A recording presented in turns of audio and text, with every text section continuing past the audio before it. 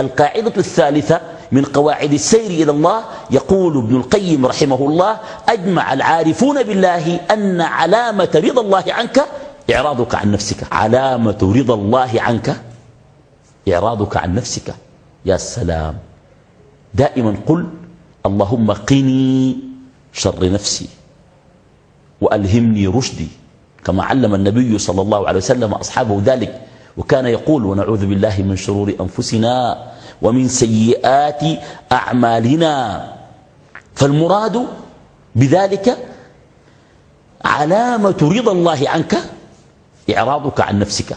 يقول ابن القيم: أعظم عائق وقاطع للعبد في سيره إلى الله نفسه التي بين جنبيه. إذن أعرض عن نفسك وتعلم أن تهينها لله، وأن تذلها لله، وأن تتجرد من حظوظها، وأن تخرج من أهوائها، وأن تخالف نزواتها. بذلك تكون أنت في طريق السير الصحيح إلى الله جل وعلا. رابعا، وهذا تابع للقاعدة الثالثة: من لم يعرف نفسه لا يعرف ربه. أنت تريد أن تصل إلى الله، إلى مرضاته، إلى طاعته، تريد أن تقترب منه. والله عز وجل يقول في الحديث القدسي: من تقرب مني شبرا تقربت منه ذراعا، ومن تقرب مني ذراعا تقربت إليه باعا، ومن أتاني يمشي أتيته هرولة. جل وعلا.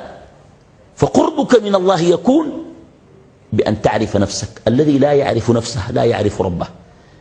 إذا نظرت إلى نفسك فتجدها مليئة بالظلم والجهل والفقر والضعف،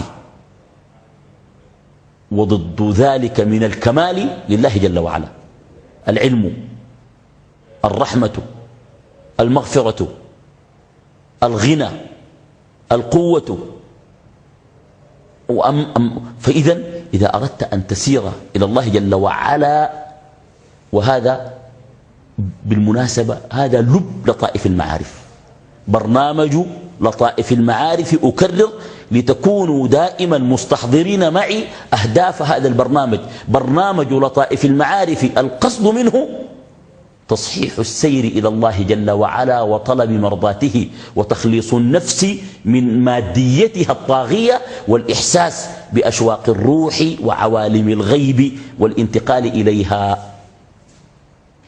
من قواعد السير إلى الله جل وعلا: أخلص النية فإن الناقد بصير.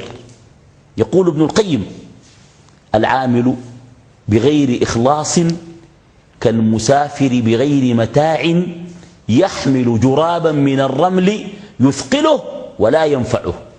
هذا كلام جميل، هذا كلام جميل. يعني أنت في سيرك إلى الله إذا لم تكن مخلصا بنيتك، وهذه نقطة أساسية، وسوف نتحدث عن هذه المنازل كلها: الإخلاص، الأنس بالله، المحبة، الورع، التوكل، المراقبة، سوف نتحدث عنها تفصيلا بإذن الله وحوله وقوته جل وعلا.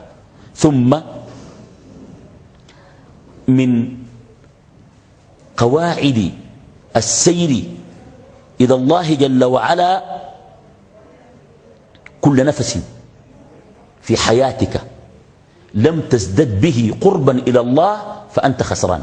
هكذا قال ابن القيم: كل نفس من أنفاس حياتك لم تزدد به قربا من الله فاعلم بأنك خاسر.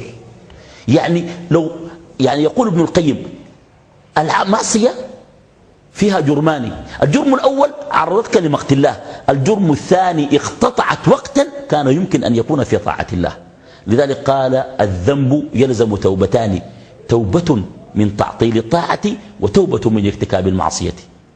ثم أخيرا لا بد من المجاهدة في أثناء السير إلى الله جل وعلا. لا بد من المجاهدة، حمل النفس، وعدم الركون إلى الدنيا والدعة والراحة.